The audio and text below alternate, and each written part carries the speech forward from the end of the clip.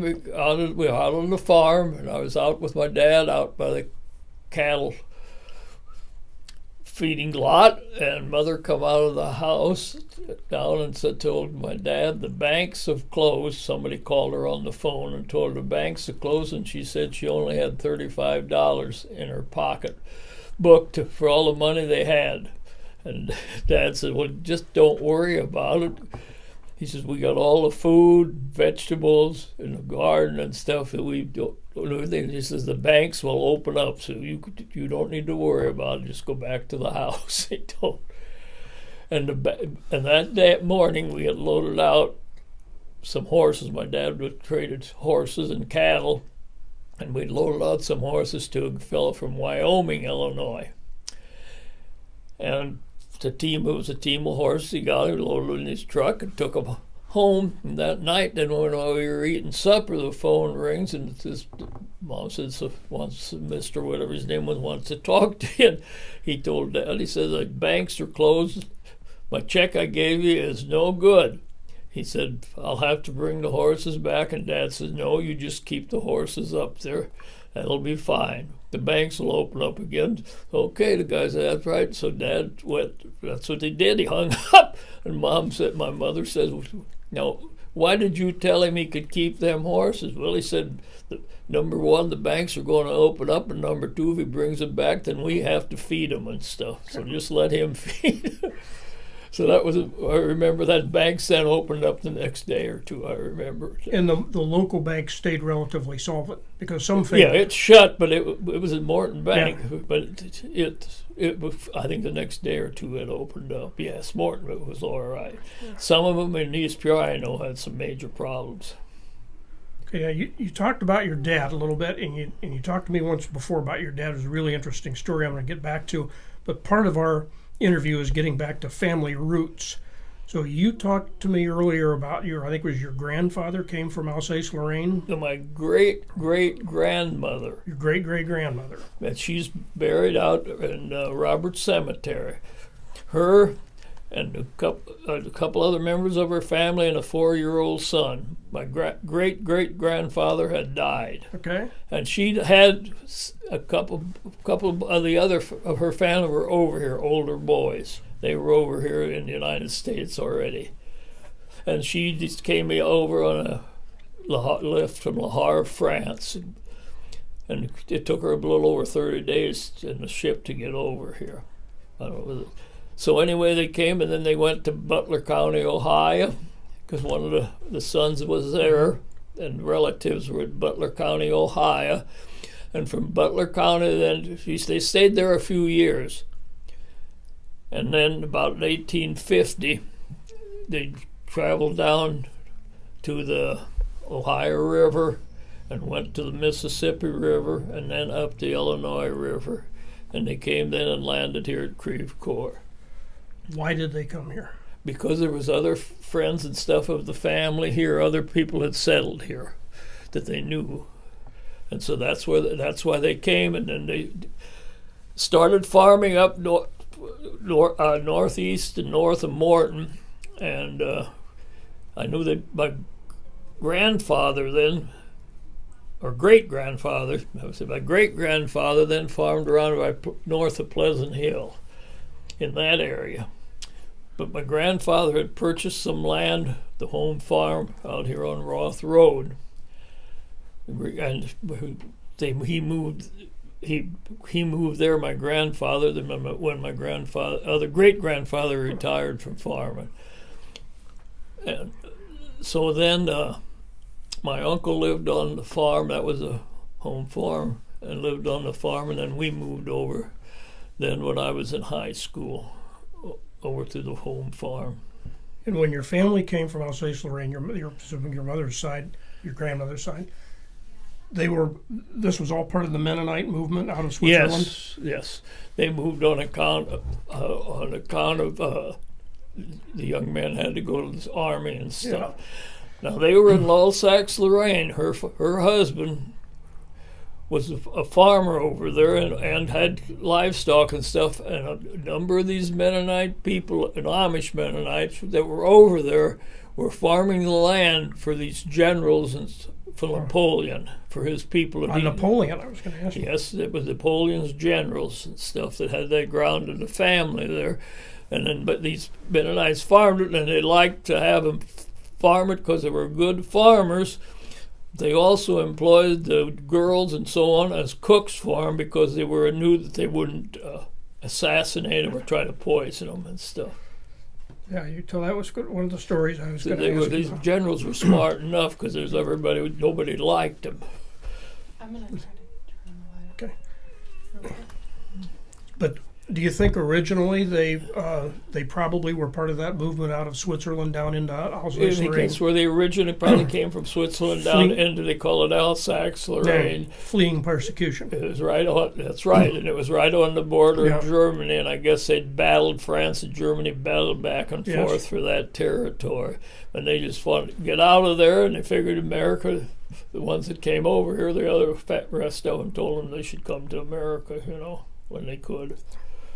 So that's what they did. There was a big move. Yes, a big movement out into the New World and across the United States and here. Did they have?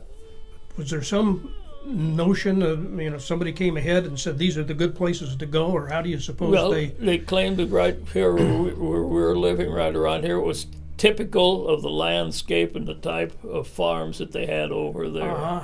There was some little woods, and they had some good ground, and that's what they liked, yes. Okay. And you were born on the farm, yes? I was born on the farm. Not in a hospital? Nope. No. He was born on the farm, yes. But my grandfather, then as they went past the ground on down, and my great-grandfather, I'm not sure, I think he had 7 children or so. He gave them each some ground to start farming. If they didn't live here, he'd purchase ground wherever they were at. And then when my grandfather died, he had 5 children, and he gave each one 80 acres of ground. That was their inheritance, 5. And that's how we got started then, farming. And the Roth family was the largest farming family in the Morton area? Well, I don't know. There's a lot of us farming, yes. Yes. I mean, there can't be more than 2 or 3 families that are sort of the old-time prominent, had most of the land. Yeah. Roth seems to be... My brother and I and my sons and grandsons have purchased back all of the original ground that my grandfather gave out to the rest of the family. We bought out the cousins and so on that had it. So you go back 1, 2, 3, 4 generations? We're 7 generations. In Morton? My great-grandmother that's buried out here. Okay. That's right. number 1. My great-grandfather would be number 2. Yep. My grandfather number 3. Yep. My dad number 4. I'm number 5. My sons are number 6. My grandson is number 7. Yep. But add them in on next 7, absolutely. And they've all been here. We've all stayed here in the Morton area. Now, one of the interesting stories you told me is that must have been about the same time the banks closed. You said it was very hot, and your dad went and bought army cots, and you slept outside. That's right. Dad went over to Peoria. We probably took some livestock, hogs or cattle over to Peoria, and he came back with 4 army cots for my mother, him, and my brother and myself. They cost 50 cents a piece. It cost him $2, and we slept. That was in '36. It was so hot that summer, and dry, and we slept outside because we had no fans. We had electricity, but we never had any fans or nothing, and we just slept outside. We had a screened-in porch, but it was cooler outside than on the screened-in porch, so we slept outside and fought the mosquitoes and whatever. You bet. So you had electricity. Did you have electric lighting? Did you have electric lighting in the house? Yes. Yeah, okay. We were fortunate there, and in that time, up at the high, where the junior high is now, that was all grass in there, and the town, you'd drive up in the evening, and that was completely full of people with laying out, was going to slept out all night on that whole ball where they used to play ball back. Yeah. That was totally full. They'd go there because it was grassy and it was open. You could get air, see? Yeah. What little air there was. Did you farm with horse-drawn plows, or did you go into tractors? My dad, they were great horse people. He traded, like I say, he traded horses, ponies, and cattle and stuff. Yes, when I cultivated corn with horse draw. That's how I got started. 1 row at a time, 2 horses. That's how I got started, and we progressed. That we had a tractor, Farmall. It was called Farmall at that time, 1020, for the heavy work. But for in the field planting corn and everything else, except heavy cultivation, we used horses. Huh. Yes. And that was a skill. Yes. But that's where you learned how to farm. Then we got tractors and finally got a 2-row cultivator. That was something. Had an International Farmall F12 tractor, they call it, and you cultivated 2 rows. And I was able to do that. So that was one of my jobs, is cultivating corn. So you and Don grew up sharing the farm chores. This is your brother Don. That's right. And you both farmed, had your own farms in the end.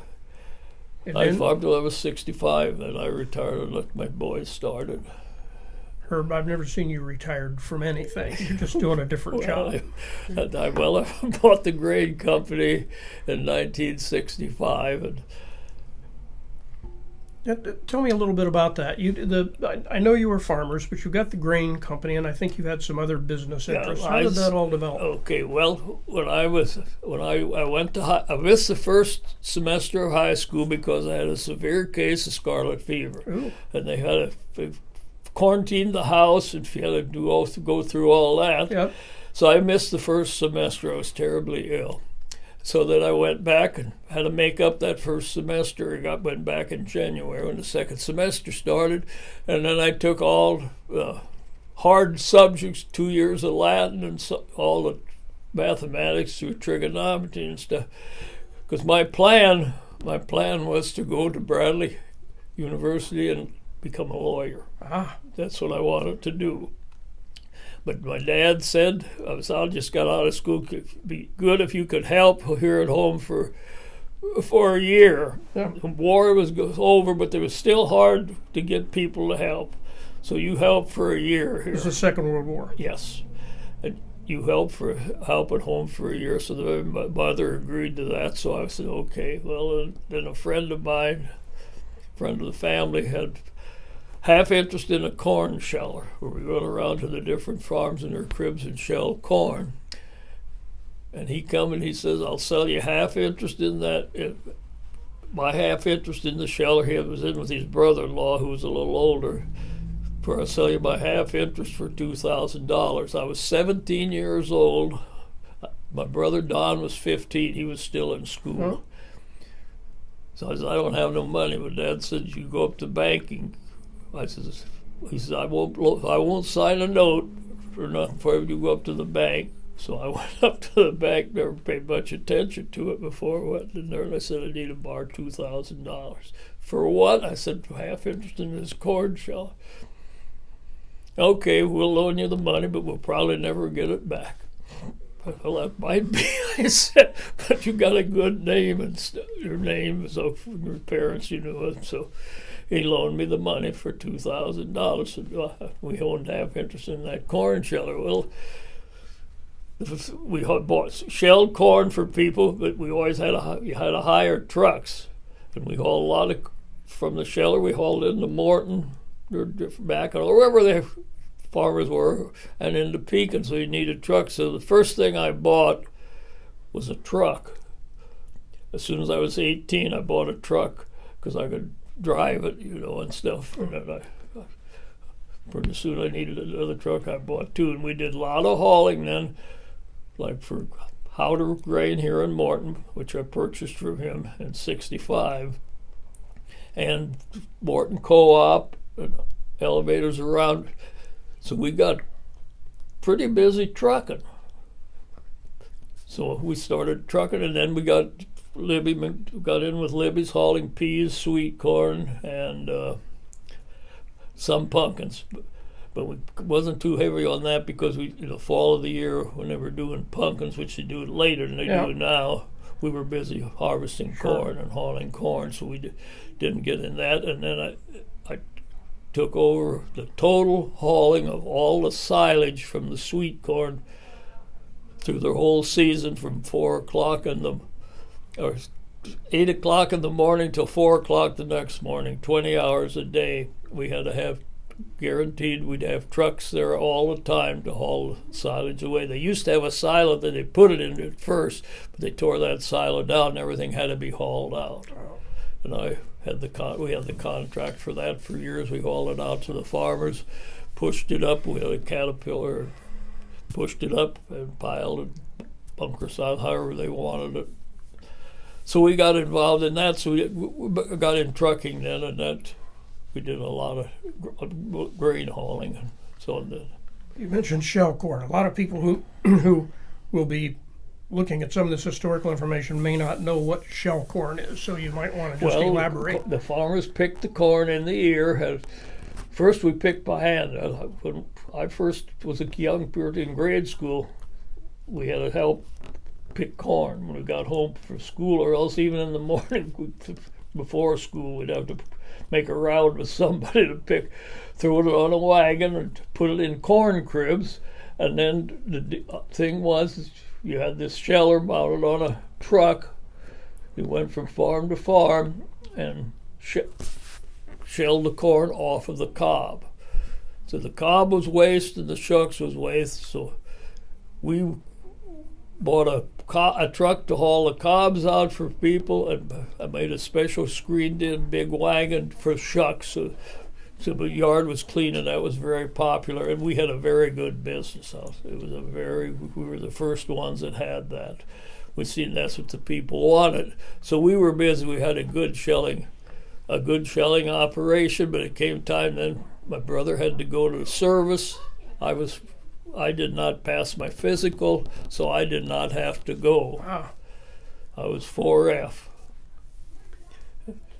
So I kept, when he went, then we were for high help with too much. I said, what I'm going to do, we'll sell the sheller, and we'll keep the trucks, because I said I could handle the trucks, because you could hire young people at that time. Were willing to work, and you could hire these people for $1.25 an hour. Right. That was a good rate, and yes. I had people begged for the jobs because these young kids could drive, and they drive while they were in high school and then college. So I helped put a number of people through college. That way they'd come every summer and work for us.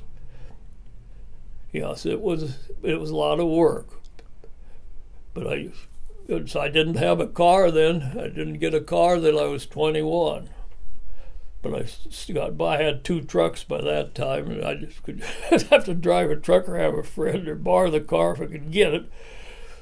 But when I was 21, I said, I'm going uptown to have a used car up here in Bartleby's. I'm going to buy a used car. It rained one day. Told Mom I'm going uptown to buy a car. She said, "You're what?" "I'm going uptown to buy a car, Mother." "What kind of a car?" I said, "Well, I got a car. It's a couple of years old. I'll get that." And she says, "No, you're not doing that." I said, "No, Mother, I'm 21 now, you know." And I said, "I would like to have a car." She said, "Well, you need a car, but you don't buy a used one. You buy a new one." Because she said, "You had nothing but trouble with used stuff." She said, "You've worked hard, you buy a new car." So what'd you buy? Went up to bought a Pontiac car from Arch Bartleby's for $2,500. That was in 1950, 51. That was a good year for Pontiac, as a matter of fact. Yeah. So I bought the car. That didn't come then until if cars were hard to get. That was in the fall of the year, and I didn't get it till February. After the war, yes. Rare. Could not get it. So that was and I owned a car then. because I was earning money to pay for it myself. So that's how I got a car, but he just got by. You mentioned a couple of minutes ago your dad said, "Go to the bank, but I won't sign a note." Was that because the ethic that you sort of do it on your own? You do it on your own. Yeah. If you want to do something like that, well, so that's what happened. I was the end of being a lawyer, see. Because I'll tell you, it was a we did well. It was a real good business, and we did very well on it. But I could see picker shellers were coming in. People were starting to shell their corn and dry it in dryers. This was all happening. I knew these cribs would soon be obsolete, and they wouldn't be the thing. It just worked out. When he went to the army, it was just a good time to sell out. But it was still good yet for a while. The people that bought it did very well yet, because it was slow revolution. It didn't come where everybody didn't just buy a combine and shell their corn themselves. See, the olive grain business wasn't ready for it because they had to have dryers to dry it. See, and that all took time before that all took place. After that, we first we had a sheller behind the picker, and then we finally went and bought a batch grain dryer. That was in 55. Bought a batch grain dryer so we could dry our own grain, and then we went to continuous flow. We did this all just for ourselves out on the farm because elevators didn't have it. What did Morton, the town of Morton, look like in those days, back in the late 30s when I went to high school, there was about 200 people in high school. We knew everybody, knew everybody about in town. We lived out in the country. We went to a country school, which they closed down 2 years after I went to high school. And I really didn't know the kids in town and stuff, but we got acquainted. The farm people usually had brought their own lunch. The town kids had an hour off for noon, They walked home, but us people from the country, we had to bring our lunch and stuff. So we all went to the study hall and sat in the corner of the study hall. All the farm people had a good time together, boys and girls. Who were some of the families that you remember from those days? I just read Ken Opperman's book, and he was talking about some of the people he ran around with. Well, they were Getzes and Rapps, Witzicks. Those are my friends in town I knew. And they were mostly farm and small business families? Yes, they were business families and some farm families too. Well, the Yorty families. Yeah. And we were all friends, and it was a different life than and now see, the reason they settled around Morton, and I said the other reasons the Roths settled around Morton or our family was because the ground was level. Yeah. But it had to be tiled out. Yes. When they figured out, when John Deere invented the plow, which you could turn, it was buffalo grass. Yes. This ground, nobody wanted it much, but when the plow came out, you could plow it, but then it was wet. You had to have tile, so that's why we had tile factories right here in Morton. Right. The Rapps were big in tile, and then they went into the pottery and stuff, but they had the soil around here, the clay and stuff in it underneath, and they could get that to use that to make tile with. We had good soil for that here, but that's what made Morton, with being able to tile out the ground. We need drainage, and that had it. Now Morton was in a swamp kind of in town here. It was always wet. It had major problems always with water. Yeah. And I remember well, like when all this was the roads were gravel. The main street was concrete. The roads were gravel. Jefferson and all that. Yep. Everything was gravel. The interurban ran right down the middle of that. That was what I was going to ask you about next. The interurban was still running. Yes. Did you go to Peoria very often? Yeah, you'd go for Peoria for a quarter. And you could get down, if you went down to Pleasant, got to Pleasant Hill, you could hop on it there, and you wouldn't have to come to Morton. What was recreational activity in those days? The entertainment? recreational Yeah. activity was going to necessarily rectangle. The social life at that time for us was church. We went. That was a social thing to Yeah. be able to do that. Other than that, you come to town on Friday night. They'd come. My mother and dad would come to Yeah. town. And Dad usually go down. They'd have a gang of Bartley Implement Company or had its benches and stuff out in front, Yeah. and that's where the men gathered. The women went uptown and did the shopping at the grocery stores and stuff. So we went with Dad as boys. We went with Matt, and there were other kids there to play with a little in front, but there wasn't much recreational. No TVs or nothing. We had a radio. We could listen to the radio, but yeah, you didn't. You had some sports. Sports. You had some sports Well, we had in grade school. We did have each school, country school. Most of them had a team, and we'd play each other Friday afternoons after school. We'd maybe get out of school at 2:00. Usually school lasted until 3:30 or 4. So you started at 9 in the morning, and but we'd let out a little early, and we all had ball teams, and we'd play each other at games, which you always look forward to Friday afternoon. But we had no buses or anything. Parents would have to take us the same way that when we went to high school. There was no buses, and parents had to take turns while the family would have other neighbors get together, and you'd take your kids to school and take them home from school. And that's the way it was. Then through high school, we had teams that in high school, because I'd had scarlet fever, I was a little behind. Weight-wise and size-wise, and so I wasn't able to do sports. But I became then, when I was a junior and senior, manager of the teams, and we had baseball, basketball, football, and track. And my job, one of the jobs as managers was finding transportation for all the games away from home. And you could figure what your team would take. You take your own uniform, have to throw that in the trunk of the car, and you take it home, your clothes with you and everything, and you washed your own stuff. And all had to be done. I did ankle wraps and tape and stuff on for ankles and different things to give them support. But that was my job, and what I would do then, coach would say how we lined up for.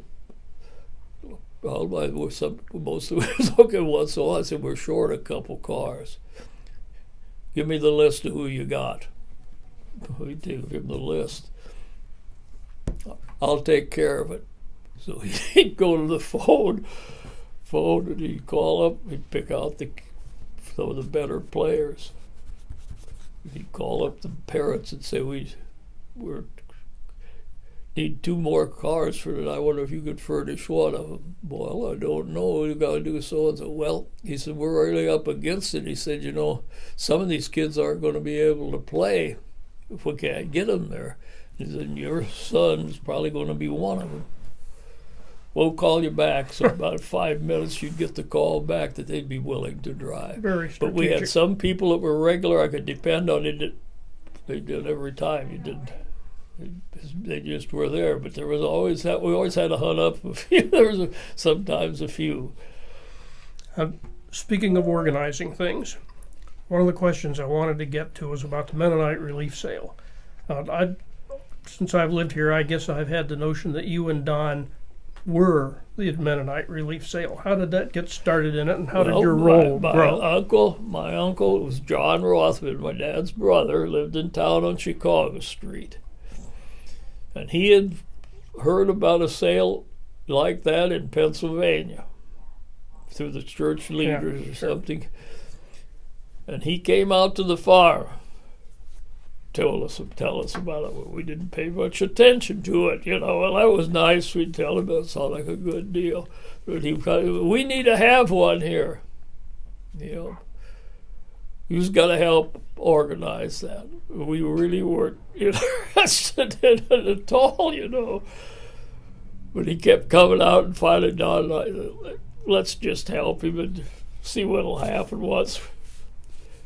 So we had it over. We did that. We organized, got it up out. Claire and Shorty helped us. More Staley were some of the ones behind it. We went. Kenny Kohler was an auctioneer from Goodfield. We got him involved, and Joe Atherton at Coggerville. Those people involved in it, he thought would be a good idea. So we were go over to Coggerville sale barn because Kenny Kohler was over there, and Joe Atherton and stuff. So we had an Angus sale barn over there, right? Before Coggerville, before you went down the hill there to the Mackinac River. So, yep. Right. So it wasn't it was a sale barn. It wasn't the cleanest facility in the world, but that's where they started. They had a lunch stand there.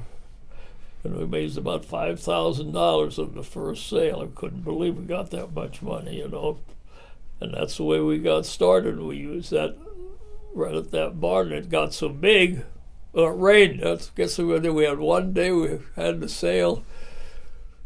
Don and I were driving over to the sale, and it rained. I said, there's not going to be no place to park. What are we going to do?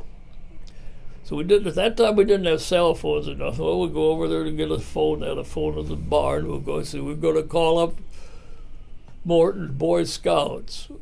Wilford Wireman, I think, was in charge of the Scouts at that time. His wife worked at the bank, and so we called him up. We could rent that. We'll have to rent the bus from him. So we rented that bus from him, and we let the people park in Goodfield, but they hauled them out by the bus. And we said, well, we can't continue to do this, Don. I said, this is starting to get too big. So we got to hunt someplace else. So we went over to Exposition Gardens then. And, yeah, they were glad to rent us the thing. But we got some big, then we started out growing that. And we wanted to offered at that time, the sale board had expanded then. And we offered at that time to build a building, insulated building over there, big insulated building, and build on theirs, and we'd pay for the building. It'd be our building on their property, but they could use it if they wanted to for their fairs and stuff. But their board would not do that. They would not go along with that. And we were getting too big for that because we needed more room. So that's how we ended up at the Civic Center in Peoria then. They were building that, and we went there then, and we were able to... That's where it was when I moved here, I That's think. right. And we had then that Civic Center, and we had a contract with those people for 5 years at a time. And then they got the idea that they wanted to have the ball games. And we did not, our date, we always was the third weekend in March. And we were kind of set up for that. The people were used to it. The people who worked, it was a good time for them. They weren't farming yet and everything. And we did not want to change the date. And they said we're going to have it. We had 2 years to run yet on the contract. Maybe 3 years, either 2 or 3 years. And we told them, hey, man, we got a contract with you people. You can't do this. And they said, well, we're going to do it. We know you people are Mennonite people and you won't sue us, so we're going to do it. So did you sue them? No. We had the right to, and we'd have won that big because we had to say the cost of money, but no. I said, just forget it. They're right. We won't sue them. But I said, they're building an interstate center over at Bloomington. And let's go over there. So we went over there and talked to those people. The Farm Bureau owned it, was building in their fairground and building this big concrete building there. And that's how we got over there. They were glad to rent it to us, but there was some people won't come, because it was 30 miles or 35 miles to drive. I said, I know we'll lose people there, but maybe we'll gain some from around that area. So that's what we did. We didn't lose. We gained enough to cover what we lost there. It got bigger. Had it for a long time in their center over there in that booger. Well, then that was sold, and an apostolic bought it, and we still had it there. And then he sold it back. The Farm Bureau people, they bought it back again. McLean County Fair bought it back. But it did not, it's like a lot of these organizations, sometimes they don't go too good. They it takes somebody to manage it and rent the building out more than just for the fair. And there was problems there with renting it out, and the board didn't get along. And so then Berkey Implement Company bought it. And then they still let us use part of their building, but not the whole thing. So we had these other buildings, though, that we used, and they got, so we can get along with what we got. It isn't as big as it was. We had to cut back on things because we just don't have the room. You can only. Now, there'll be people who will sue this who really won't know what the Mennonite relief sale is. So, how about just a little description? What purpose did it serve? I know it benefited a lot of people. We got in our in the nationwide. We got Mennonite Central Committee, and that's we gave them, and they do relief work in the United States, and I forget how many other countries. A lot of countries got a lot of people involved out on the field in different countries doing relief work, showing people how to plant, how to do things, drilling water wells, stuff like that, sanitary systems and stuff to help the people. And that's what we benefited, and we gave them all of our money, 100% of it. And then we decided we had poverty here in the United States, and people needed help, so we decided to go to 20% to local food banks and stuff, and the other 80% to them, and they were happy with it. And there was sales in about every state. There's a lot of sales. Yeah. So it worked out real well. I was on the board for 20 years, and then we had national meetings with Canada and the United States once a year. And while I was on the board, my wife and I would travel to have these meetings once a year of all the sales board people. We met a lot of people and got to travel in the United States and Canada. But we all, it was all donation. We did everything at our own expense, and that's the way most of the sales are. Well, then from our scale, there was one in Pennsylvania and one here. So I went out after that started, when I got started, I went out to Pennsylvania to a couple sales out there. And then we met a lot of people through the United States. Most of them were leaders in the churches and stuff. And it's a big thing now with all these sales they have, but that's how it started. Illinois was the second one. Second one. And as I remember, they included craft items. Yes. There was a big food service. That's right. I think handcrafted furniture. What are some of the things that it included? Well, you'd have this furniture. We bought a lot of furniture from Arthur, Illinois. They made the handmade art, and that sold pretty good. But we also got into the quilts. Quilts were a big thing, and we got involved in that. In fact, right now I have a place where I can obtain quilts. My wife and I, we did it for 12 years before she passed away. But we found this place out in Indiana where you could obtain these quilts, and we bring them back here, and we donated them to the sale. I've been doing that.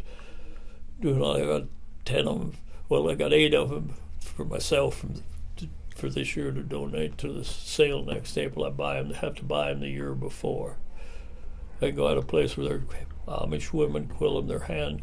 They're all hand stitched, handmade. It's no machine quilting, and they do very well. And a lot of homemade foods, as I remember. Yeah, homemade foods, yes. Canned goods and. That's right. Homemade meat products, and then we have their pancake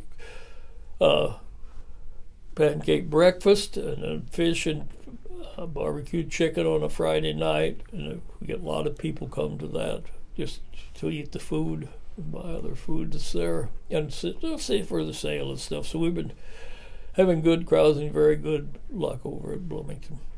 You think that in the list of things that are sort of Morton accomplishments, that would rank as one of the. You think about that, the Pumpkin Festival. Yeah, well, those are things that are sort of distinguish Morton. Well, we got Midwest Food Bank here now, yes. And that's a big thing and a good thing. Yes. What else would you say Morton's done? What stands out in your mind about either individuals that you knew in your lifetime or activities? Morton right now has got a good school. I think a good school system. It's great for my grandchildren and great-grandchildren. That's one thing I would say.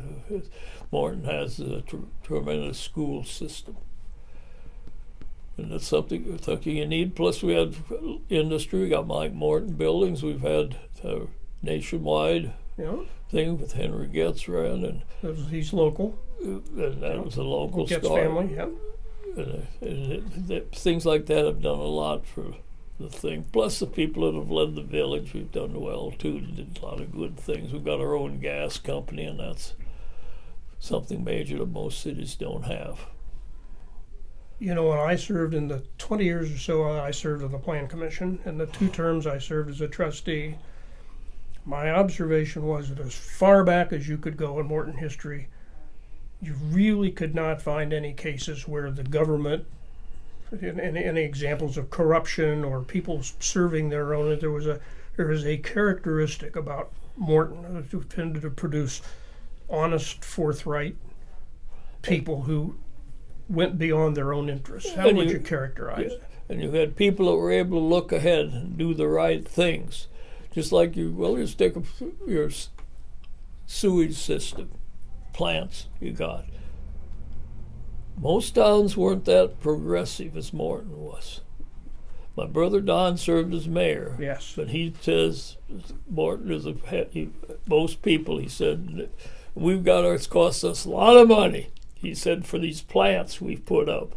But, he said, the other ones haven't, but they're going to have to. Yes. And when they have to, he said, they won't have the money unless they have big bond issues. But Morton, he said, we need to give the board and everybody credit for that. That's something that they did. They've kept ahead of. They did what the laws required. And my son-in-law, now, he's got a business over at Canton, a construction business. And his main thing, what they're doing right now, he goes around to all these towns that need their septic stuff's not up to date, their sewer systems, and that's what he's done. They do build these sewer plants. That's what he's. How do you think you account for that? You know, I'm thinking back 100 years in Morton or more. Really exemplary participation by the community, and a few people stood out and stood up for the. What explains that? Why Morton and not other places? Well, Morton were the people we talked about that started Morton were hard-working people. Number one, they had a good work ethic. You don't find that. I don't run any business or nothing, but you don't find the work ethic in these other, like I'll say, a Caterpillar or any people. I've got a grandson. Went through Bradley. Went to work for a company up north of Grumman, well-known defense company up near Chicago. They came down after he worked there a year or two. They knew he had a brother, Mark, my other grandson, going to University of Illinois. They came down. But Nate, the one that's up there, told him, he won't. He's farm. Don't make no difference. We're going down to see. So he's down at the university, and these two guys make an appointment with him, come down just to see him, and we want you to come and work for us. He said, I'm going to be a farmer. I'm taking ag. We'll teach you. I don't know nothing about the electrical, so what he's doing. I don't know anything. We'll train you.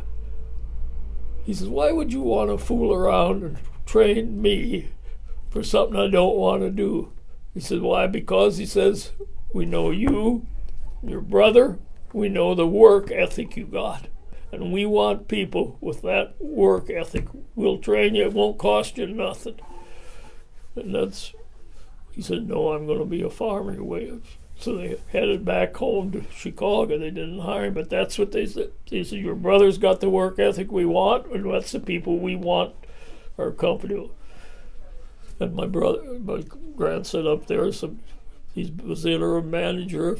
He had over 200 people working for him, and he's got usually 25 under him. He don't care to have 200 because it's too much. He says it's 7 days, 24 hours a day, and he'd like to have a life with his family.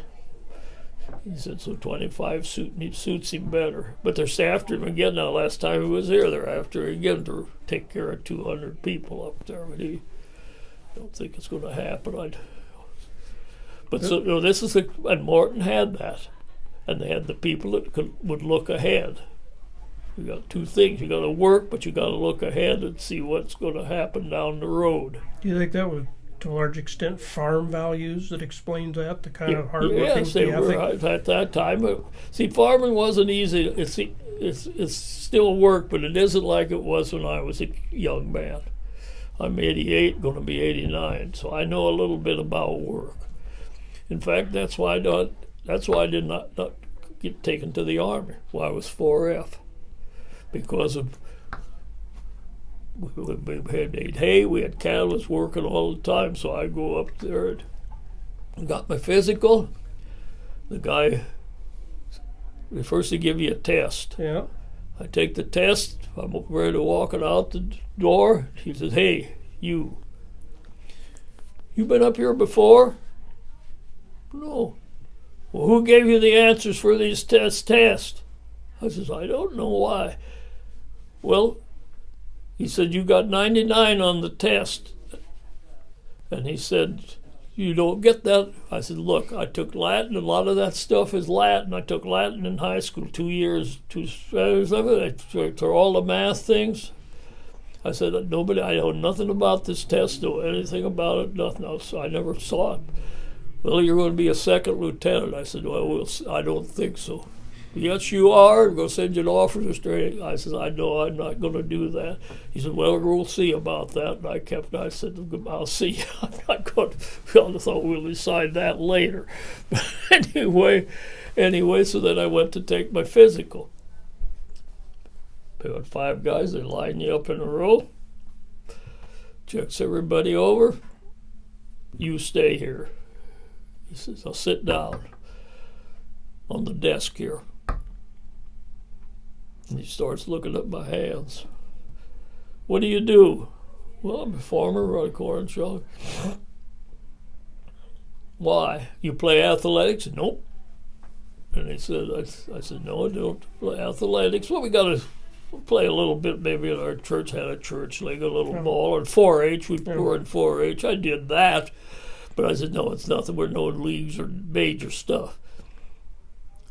He said, well, you did a lot of hard work while you were too young and lifting and stuff.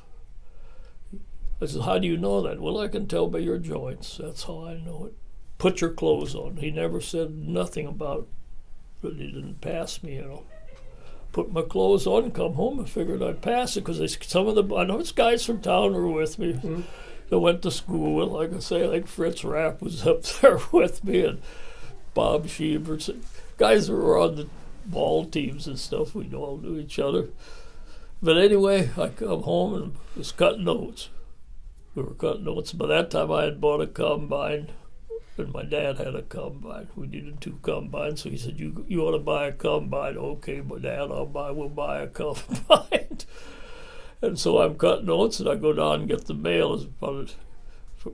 Up in the field, our house was on the west side or east side of the road there. Then walked down and got the mail one noon. My mother, opened it up. It was from the draft board. I figured they 1A, and I opened that sucker up, and it said unfit for military service. 4F. Well, that was their loss. I went up and gave the thing to my mother. And Dad was there. She reads her over. I don't believe it. There's something terribly wrong with you. What do you mean? You're healthy, and here they give you a 4F. There's something got to be wrong inside. I make an appointment for a doctor this afternoon, and you are going up to the doctor. I said, there's nothing wrong with me, Mother. Yes, there is. I'm making an appointment. I said, honey, Mother, we're cutting oats. I got 2 days of oats cutting. I don't care. We're going to stop and go. I said, no, you're not listening, Mom. So I said, I'd like to make a deal with you. I don't want to hear no more about it. I'll go as soon as we're done cutting oats. You make an appointment. She said, I'll make an appointment in 2 days. So she calls up the doctor and makes an appointment with him, see. So I go up to the doctor.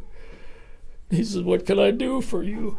I said, well, I went up to Chicago and they gave me a 4F. And Mother says there's something wrong with me and she wants you to examine me. So he examined, give me whatever they do, test her and stuff. And he said, well, I can't find anything wrong with you. I said, would you please call up my mother and tell her? I said, he says, I'll call her right now. So he just calls her up. Says there's nothing wrong that I can find with her. You can send him someplace else if you want. He says, I don't think there's anything wrong. I told him about my joints. He says, I think it's because of his joints. He said, there's nothing. That's what they gave him. He said, just let it be. So I made a copy. I had the corn sheller then, yet. I had made a copy of the thing. I put her in a bank box uptown. Original, I made copies, had them make copies for me. I clipped them out. I just keep one in my pocket all the time. I'd get out to the farm. They say, how's come you aren't in the Army? My son's in the Army, and you're in good health, and you're his age. And they took him and give you an exemption. I said, I'm 4F. I'd take this card out and just rip her out like that. Well, what did that cost you? I said, a lot of hard work. I put her back. I can't believe it, they'd say. I couldn't. I didn't either myself, but that's the way it was, and that's how I was able to be in business when a lot of the kids were gone, the parents had it gone, we could keep on farming and stuff. What, after all these years, Herb, kind of stands out as you kind of sum up, what do you, if you look back on Morton over 89 years, and what stands out to you, or significant, or what? Well, there's a lot of good people, and there's a lot of hard. In my businesses, I've met a lot of people, a lot of hard-working people. They're thinkers, they're intelligent, they think ahead. And I found out that honesty. We were raised to be honest and be honest with people, and treat people right. Morton, I think most people try to treat you right. You'll find a few maybe, but they're very few. They're good people to do business with and good people to be around. Most of them. I met a lot of them. What do you think has been the most significant change in Morton over the years? Well, I think the whole town, they zoned the people they were thinking when they zoned the town, when they built it, the planning that was done in the town. It wasn't half here, half, somebody thought and planned this thing out. We had good leadership. The boys knew what they were doing. Back then, they knew how to lay out a town and how to run a town. It's just a good town to be in. Good community. That's a good community. There's probably other communities too, but Morton is, I'd say, one of the top ones. That's my opinion of it. It's a place where. Well, that's my opinion too. A place where I was born and raised, but I've been in other towns. I've owned other property out of state. I've been in their towns, and I know what their towns are. They're nothing like. Nothing like Morton. Well, and I think Caterpillar came to town, and that's helped financially. It's helped Morton, and it's been a good thing for Morton and Libby's plant, Nestle, and Morton Buildings. These are major companies, and they've helped Morton a lot, and brought a lot of good people into town. That helped it grow, and the transportation that we have with the interstates. Very few towns that you're going to find are going to have with our town size, the interchanges that we have. Yes. And I happen to be instrumental in several of them. The city, not just the city, but the state, was going to put in 155. We were going to have one interchange, and it was going to be south of Bob Grimm's building. That was where the interchange was going to be to get from one side to the other side. And that would be the one interchange where you'd get off and on. There'd be roads running into that from all four directions into that point. And Mrs. Alt, her dad was a Chevrolet dealer, Roker. Bill Roker was her dad. The Chevrolet garage at the corner of 150 and Morton Avenue. There's never been auto bodies there now. Her husband was Dayton Alt, and he built Pine Lakes Golf Course. Ah. That was her husband. And she came in the office one day and sat down. She said, "We got a problem." I said, "I know it with these." I said, by that time I was involved with the Orties in the dryer, ran it for him, my dryer on South 4th. We haul a lot of grain down Broadway Road. I said, "We got to get across that road. We're going to have to drive down to Grimm's and then go back up to Broadway." I said, "We really needed it." She said, "Yes, they're going to ruin these farms. They're going to ruin their fields. They're going to have roads running through your fields." She said, "We don't want that. Would you go with me to the meetings? My husband's so busy with the golf course, he don't have time." "Yeah, I'll go with you." So we went to a lot of the meetings they had during the day on this road, different places, and we were not getting any place at all. They would not listen to us, the state people. They got their attorneys, and they intimidate you, and you're nothing. She said, that went on for about a year while they were planning and stuff. They weren't going to change. So she said, "There's one hope." I said, "What's that?" "That we go to see Tim Swain. He shut down the road before you get to Lincoln. He's between here for about 10 years or so because they were crossing his land, and he fought him. He was an attorney." So I went away with you. "Would you go with me over to Mr. Swain?" She didn't know him, and I didn't either. "Yeah, okay."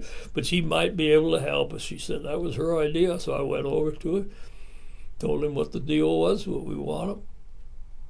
Well, he said, "I'll tell you what, I hate those people, the state. They cause me nothing but trouble." He says, "I'll shut that road down. They won't do nothing for 15 years. I can do that." I said, "Well, what's that going to cost us?" That's what he said exactly. Zero. "I'm doing it for you for nothing." He says, "You have a meeting with Caterpillar again. You get the people together, your farmers, just the farm people. We met at the top of the firehouse, all farm people. One Caterpillar man was there, and about 4 states attorneys were there. From the state, they got their attorneys. And they laid out what they were going to do to the people. We were not changing it. This is the way it's going to be." And I got up and I said, "Well, I guess we're at an impasse." I said, "It don't sound like we can do much of anything." I said, "But I just want to inform you that we've hired Timothy Swain. Maybe you don't know him, maybe you do. Timothy Swain to represent us farmers." And the Caterpillar man from Caterpillar jumped up immediately and says, "Can we meet again in 2 weeks?" Well, I said, "If you think," he said, "I'd like to have you meet in 2 weeks with me. I'd like to just take care. I'd like to wait 2 weeks." He said, "Think this thing over." So the farmer said, "You guys come?" "Yeah, we could all come." About 20-some farm people. They wanted to be able to get across the roads. Queenswood Road shut. Yeah. Broadway Road closed.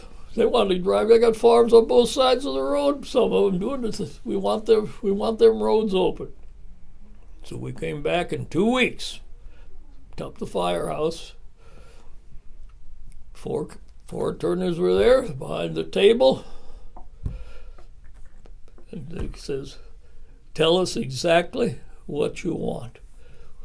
You win. we've changed our mind. We'll give you exactly what you want. I said, well, we want an interchange abroad. He said, this is going to be expensive and cost us a lot of money. They started in on that. I said, it might be. I said, but it's costing us a lot of money if you don't have it either. Got a little problem here. He said, though, how we're going to make the interchange at Queenswood with that field shopping center. I said, well, I've thought about that a little bit. I said, I've kind of worked. I know it's not ideal the way it is. I'd like to have but you can't change that. Have room to get in and out, off and on. But I said, I kind of drew that out for you. Well, how are we going to? I said, here, I'll give you my drawing and you can talk about it and come back. It means you're going to work with us. I said, we can probably. So I had that drawn out. I got a copy of it yet what I drew out for.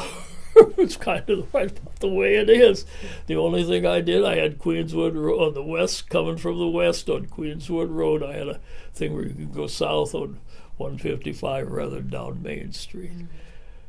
They said, we can't do that. We're spending too much money there anyway. They started saying, I said, well, we can live with this. It's not ideal, but we can live with it. Well, that's a great story to kind of wind then the transportation helped Morton immensely. Yes. And a lot of people, business people, the guys that used to run the elevator, the Cargill elevator, or ADM, for ADM now in Peoria. How in the world did you get all those interchanges around Morton with no bigger town than what you are? Oh, I said, they wanted us to be able to get over to find you. That's how. No, I said, we worked on it. It wasn't the state's idea. It was our idea. But that's, you look ahead. For us, it was ideal for us to go down Broadway Road. Well, it's been very beneficial for everybody. It's kind of looking and planning ahead. And Morton's a spot that... Well, it made a difference, and an important one. Well, that's the transportation for Morton. It's made a big difference for the town. I'd be curious to know what you think, what you'd like to see in the next 20, 50 years. What do you see for the future of Morton, from your perspective? Well, number one, you gotta have. You can't just have farmland. Now, we were involved in some property north of here in Bureau County. Mm-hmm. Their farm taxes are twice and more than they are here. Okay. We got, my son and daughter-in-law got some property there. They mow the farmland. But sure, I said, why should they be? I said, number one, you got a lot of little towns. Mm-hmm. They're all farm. Princeton's the only town you got, and I said, it don't have much industry or nothing. And who do you think, that don't pay the bills, guys. You've got to have some industry. Mm-hmm. You don't have it up there, I'm sorry. I can't change where your ground's sitting. I don't know nothing care about that. But you got to have employment for people. You've got to have some industry. Yeah. If the industry had shut down, let's just say some caterpillar decides they're going to shut the plant down and move her somewhere else. You see where you're going to be. Just like when they closed their office building and moved up to there. That hurt Peoria bad. Sure, the hospital now come in, but sure, they're getting people that's got place put them in place the industry. They're going to bring people back. You've got to have some time, you've got to expand industry. Mm-hmm. I got a deal, I'll just tell you right now. I got an interest in property right South Main Street. Casey's came to us and asked us if they could buy land across from their store. Mm-hmm. We made the deal. We started in October and had everything ready, contracts ready to sign, had agreed on everything. They were going to spend $6 billion right across from the Casey store, now put in the type of store. They wanted 6 acres of ground from us instead of a little square like they got. I guess it would be a big time deal. Had everything ready to sign. They got a new chief financial officer. And he canceled her just like that. And they had invested. Farnsworth has invested a lot of money in it already. We've had a lot of. They just decided not to spend the money. But that's the kind of stuff you need. That would have been a boon for the south side of Morton. I got the first thing I did was got the mayor and Loudermilk, Craig Loudermilk. I said, you come here, you're going to meet with these people. Because I want to do, it's got to be good for Morton, it's got to be good for Casey's, and it's got to be good for us. Oh. 3 things that we agreed to. They were good people to work with. But somebody, their CEO and their main headquarters, canceled. The letter I got didn't explain to council. Sent a letter to our attorney. So we had an attorney too. We had some attorney fees involved in it too, and working out these contracts and agreeing. When there's a lot of things more than you think has to be done groundwork ahead of time before you make a deal. It just don't fall into place. We did our thing good. I said, they wrote back, we decided to discontinue. I said, I don't like that letter. What don't you like about it? I said, there's no explanation of why. That's what I don't like. So I called somebody that was in the company. I said, I need an explanation. He back to me, he said, well, I want to know if I did anything wrong, if the city did anything wrong, or we offended them in any way. Jeff Kaufman, they went over backwards, the city, trying to get this. They worked with, did what they could. We did everything we could. They said, it's got nothing to do with you people. You were the prince of people to work with. We liked you. You were fair at everything. But they said, we have no control over the board of directors. They decided as CEO that we're not going to spend the money. Okay. And you spent places. We spent plenty. I said, yeah, you spent plenty already, Farnsworth. I said, you've spent enough already, but you shouldn't have gone that deep into it if you weren't going to spend the money. You knew at the beginning what it was going to cost. Is there anything we've missed, Herb, we should have talked about and didn't? No. You can think of that you... I don't know. I've had a lot of experiences. I've dealt with a lot of people. I've met a lot of people. The Lord has been good to us.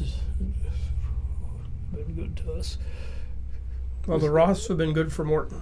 Well, we've tried to be helpful too. But there's a lot of other good people too. You got to have people, like I said, with foresight to be able to look ahead and think ahead. And do not spend money foolishly on stuff. You know, Morton's looked ahead. They've kept up with what the state requires. Look at Peoria now, where they're at with the EPA. They'll never get out of that one. Yep. It ain't going to be hundreds of thousands. It's going to be millions. I mean, big time till they get done with them. There's got a lot of things they did they neglected part of it. You can't neglect anything. That's the thing. You got to be well-rounded and involved in different things. Hard work. It involves hard work. And being involved with the right people. There's a lot of smart people. Smarter than we are. But you go to them for advice, see. They can advise you what's good. No, it's been a good life around Morton. I wouldn't move away from it. You couldn't afford to get me away from it. I don't think we could. No, I'm not leaving. Well, that's good to know because we want you here. And I thank you very much for coming in and spending some time with us. And that's okay. I'm glad to do it. I can't think of anything else that I want to cover, so...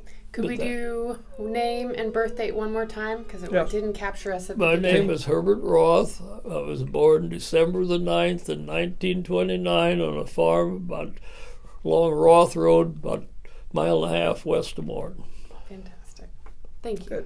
Yeah, Thank you. Thank you, sir. Yeah. No, We're getting there. it's been a good life. I'm glad you're doing this. It's somebody we need. I know my brother and sister-in-law wrote a book, but this will be a different type of book. A different type of thing. Ruthie is working with us, Yeah, it's good. and Don would have been thrilled. And if he were here, we'd have him in. Ken Opperly has been a good partner, and we're about to get Bud Zobrist to share his experiences. Yes. But some of these... Bud's a little older than I am. Yeah. But now's the time to do it, guys. Yes. You don't want to let any more of these older people get away. Well, that's been a concern. And I wanted to get to Ken Getz, but I think you told me he's not doing very well. Yes, but you... I may call Ann and ask her what she thinks. Yeah. And but gosh, there's some people, and one I didn't think of the other day. So I was talking to Scott Witzig and said, because we missed the senior Witzigs, but he said his aunt, Mrs. Howder, would have been Scott's aunt. Well, surely, yes. She'd be 80. Yeah. Her and my wife went to high school together. Shirley Witzig, or Witzig. She's Shirley Howder. Yes. Ed Howder's her husband. So we need to get her on the list because she'd be know something about the business yet. Witzig store. That was an important thing. But see, they're both people are gone.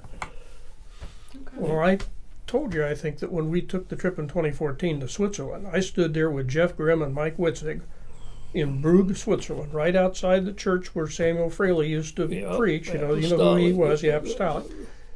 And there are the names, all these Morton people up on, they're carved in stone, and they're on signs over here and posters, and there's Roth and Honegger and Grimm, and they're all, you can trace this back. And it was, we were just everybody was just struck by the fact that, we've got this link that goes that's right back here. I said, we don't want to lose this. That's where they came from. Because two things happened. You had all the people that came here, the Anglo-Scots-Irish, after the Revolutionary War and settled. And then you had the next wave that came in, that were all the farm families, and basically they were farm people. Made the town into what it is now. And they did the farming for these Napoleon and these generals and stuff. See. And I had not known that. I didn't realize that. And they cooked for them and stuff, and they were very connected with them. But they did not go for military service. That was their belief. Right. Yeah. And that's the reason that 90% of them left. And that was one of the reasons they were persecuted. That's right. And that's why they wanted to get out of there. And they knew over in the United States or in America they wouldn't be persecuted. Yeah. That's why they came over here. They just ventured out on their own. Then they had the vision. Brave people. It worked out for them, but that's life. Very good. Thanks, Herb. That's okay. If you need anything else, give me a call. We'll do it. Absolutely.